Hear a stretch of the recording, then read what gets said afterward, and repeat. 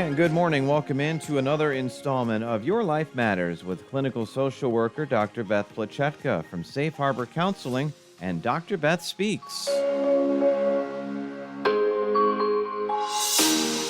As Dr. Beth in studio with us once again. Good morning, Dr. Beth. How are we doing? Hi, Mike. How are you doing? Doing all right. We've been focusing on school as the new school year is underway in this now three-part series. Our third installment is today. And what's our aim on this school topic number 3? Well, this topic is It Takes a Village. That's my title for it.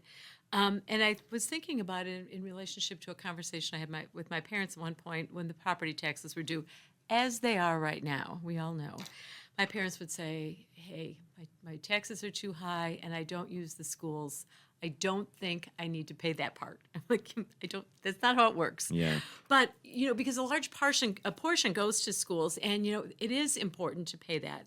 But what we know is that our property taxes or the schools directly influence the value of a home. If there are good schools, the houses are worth more because people want to live there. So, when people decide to move into a community, they can go to the state school website and look up how's the school in that district, and what's their school report card. And if it's not going to be a good one or doesn't meet the needs of their kids, they might not choose to go there. The demand for housing there might be lower and get lower prices for housing. Sure. So, what we know is when schools are good, community behavior in general is better because kids are taught to do your best, help others, respect yourself, respect property. They're told to, they've got teachers who have time to do their work and provide another set of eyes for parents. And they can also report back to parents things that are going on, that second set of eyes. Years ago, a student came to my office and she said, I had never seen her before. I know it was a girl. That's all I remember.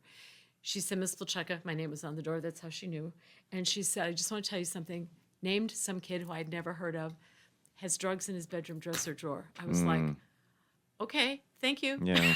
But you know what I did? She left. I closed my door, looked up the phone number, called the mother, and said the exact same thing. I said, I know nothing else.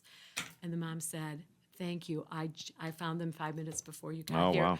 He got in treatment. He's, as I understand, doing fine. But you know what? If somebody hadn't been able to tell me to make the call, and it wasn't me, it was just, I was a conduit. Yeah.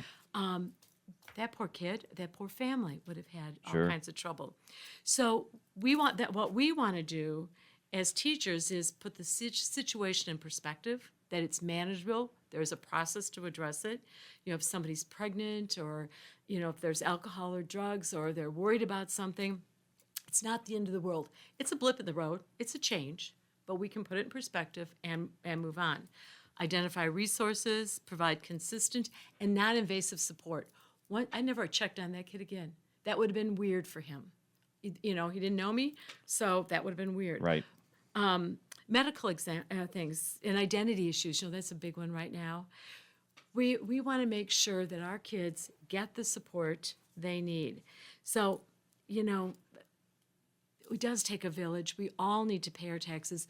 We all should talk to our school boards. We should all watch what laws are coming up. I have seen a tendency to give more and more autonomy to younger and younger students. The age of majority is 18. You can't sign a contract. You can't buy a car, any of those kinds of things until 18. But now some of the things they're suggesting, some of the medical issues, pregnancy is one of them, abortion is one of them, vaccines, medical records. They're saying they can start making decisions at 13. I'm not saying they shouldn't be involved. A 13-year-old doesn't have a perspective of longevity. They can't predict. So we've got some concerns we want to keep an eye on. All right.